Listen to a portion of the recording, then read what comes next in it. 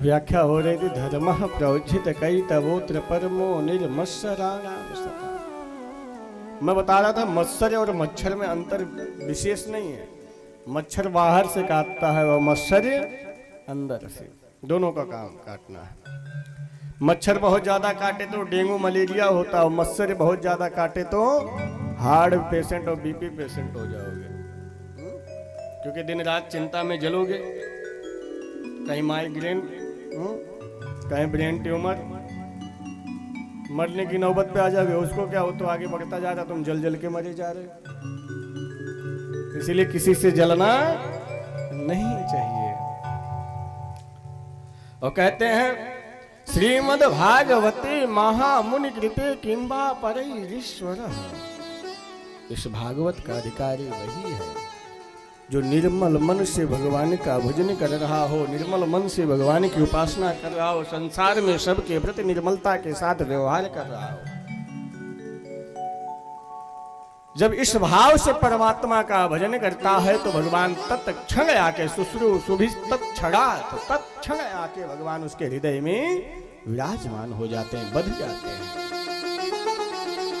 तो तीसरी श्लोक में कहते हैं निगम कल्पतरोर्गलितं फलम सुखमुखादमृत द्रव संयुतम पिबत भागवतम रसमालयम मुहुरहो रसिका भुवि भावुकाः। बंधुओं, इसमें कहते हैं निगम कल्पतरोर। निगम मतलब वेद होता है, वेद रूपी कल्प वृक्ष का कल्पतरोर गलितम फलम। गलितम मतलब पका हुआ फल है। कौन फल है? भागवत जी। भागवत जी क्या है? समस्त ग्रंथों के, समस्त वेदों का फल है। जैसे कोई वृक्ष लगाओ तो वृक्ष में क्या फल निकलता है ना, फूल के बाद फल होता है। तो उस वृक्ष को क्यों लगाते हैं? हम फल प्राप्त हो। इसलिए भागवत जी को करवाने से, पाठ करने से, श्रवण करने से हमें जो फल की प्राप्ति होती है, इसका आनंद का जो प्राप्त हम करते हैं ना, ये बहुत ही दुर्लभ विषय है बंधुओं। कहते हैं निगम कल्पतरोर गलितम फलम, पका हुआ फल। अच्छा, यहाँ बंधुओं संशय है कि मान लीजिए पका हुआ तो फल है, लेकिन क्या मानी बात है कि मीठा ही हो? बोले हाँ, गारंटी है मीठा है। बोले कैसे? बोले सुख मुखाद अमृत द्रव संयुतम। क्या है? सुखदेव जी ने इस फल को चखा है और कहा जाता है तोता जिस फल में अपने चोंच को मार दे वो फल कभी खट्टा नहीं हो सकता। इसलिए सुखदेव जी, तोते रूपी सुखदेव जी ने इस फल को ग्रहण किया है, इसलिए मीठे होने के फल गारंटी है। और कहते हैं पिबत भागवतम रसमालयम। इस भागवत जी को क्या करना है? पीना है। भागवत जी पीने के विषय है। पीने का मतलब ये नहीं भागवत जी को उठा लो, एक एक निकाल के पानी में घोट के पी लिया, या जल में घोटने पीने का विषय नहीं है। ये कर्ण पुटों द्वारा पीने का विषय है, कान के द्वारा पीने का विषय है। और कहते हैं रस से भरी हुई है, रस मालयम। न इसमें गुठली है न छिलका है। जैसे मैंगो शेक, बनाना शेक पीते हो ना आप लोग, उसमें छिलका गुठली होता है क्या? नहीं होता ना, उठाते हो गट गट गट गट पी जाते।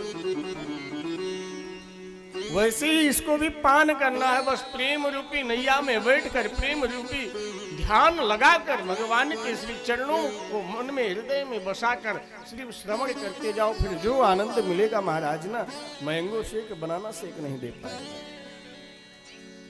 और कहते हैं मुँह रहो रसिका भुवि भावुका। दो ही लोग इसका पान कर सकते हैं, एक रसिक एक भावुक। सभी लोग नहीं पान कर सकते हैं। क्यों? क्योंकि जो रसिक होगा, भावुक होगा, वो कभी इसमें कोई प्रश्न, संशय नहीं करेगा। उसको तो कथा मिलना चाहिए। एग्जाम्पल के लिए, जिसको प्यास लगी हो वो न नल का पानी देखता है, न आरओ वाटर देखता है। हाँ? जैसा मिले वैसा पी लेता, और जिसको प्यास नहीं लगी रहती वो तमाम प्रकार के प्रश्न करेगा, ऐसा लाओ ऐसा लाओ, ये करो वो करो। होता है कि नहीं? अभी आप देखे होंगे जब मेला इत्यादि में रुआवजा इत्यादि लगाते हैं, शरबत इत्यादि लगाते हैं, तो जिनको प्यास लगी रहती है परिक्रमा करते करते तुरंत जाते हैं उठा के पी लेते हैं। जिनको प्यास नहीं लगी रहती जाके पूछेंगे भैया नींबू कौन सा डाले हो, कश्मीरी नींबू डाले हो कि हिमाचल वाली डाले हो, हा? चीनी कौन सी डाले हो, किस मिल की डाले हो, किस ब्रांड की डाले हो, तमाम क्वेश्चन करेंगे, अनेकों प्रश्न कर डालेंगे। क्यों? क्योंकि उनको प्यास नहीं लगी, उनकी इच्छा नहीं है। और जिनकी इच्छा ना हो, जिनको प्यास ना लगी हो, वो भागवत जी में अगर कथा श्रवण करने बैठेगा ना सुनेगा ना सुनने देगा। वो तो बस आएगा देखने के लिए महाराज व्यास जी कैसे हैं, व्यवस्था कैसी है, कोई कमी हो तो निकालने को मिले, वो तो बस कमियां देखने आएगा। आएगा कि नहीं? इसलिए रसिक जनों को कहा गया, उनको व्यवस्था से कमियों से नहीं मतलब है, उनको तो सिर्फ कथा से, भावुक जनों को कथा से मतलब है। वो आएंगे और इस कथा को पान करेंगे बंधुओं। तो इसलिए कहा गया, बाबा गोस्वामी दास जी लिखते हैं, राम कथा जे सुनत अघाही, रस विशेष जाना तीन नाही। राम कथा जे सुनत अघाही, रस विशेष तीन जानत नाही। राम कथा जे सुनत अघाही, रस विशेष जाना तीन नाही। राम कथा। बाबा गोस्वामी दास जी कहते हैं, जिस किसी ने भी कह दिया कि भगवान की कथा हमने बहुत सुनी है, और समझ लेना भगवान की कथा के रस को अभी तक जान ही नहीं पाया है। और जिसको एक बार कथा की लत लग जाती है बंधुओं, कभी वह कथा से पीछे नहीं भागता। कहीं भी कथा हो तुरंत पहुंचता है श्रवण करने, क्योंकि भगवान से एक बार प्रेम हो जाए, कथा से एक बार प्रेम हो जाए, कभी इससे तृप्ति नहीं होती। जैसे नशेड़ियों को कितना भी कुछ खिला पिला दो, लेकिन वो प्रतिदिन खाएंगे, हाँ मानेंगे क्या? पीछे हटेंगे क्या? उनको लत लग गई है। वो कभी नहीं कहेंगे रोज रोज पीता हूं आज नहीं पीऊंगा, कि कहेंगे कभी? वैसे ही जिस दिन भागवत भगवान की कथा की लत लग गई, जिस दिन भगवान की सेवा की लत लग गई, भगवान के नाम जाप का लत लग गया, उस दिन आप ये भूल जाएंगे कि ये प्रतिदिन क्यों करते हैं। उस दिन आपको ये लगेगा आज का दिन कम पड़ जा रहा है, और बड़ा दिन होता है तो और करने का आनंद, सुनने का आनंद मिलता।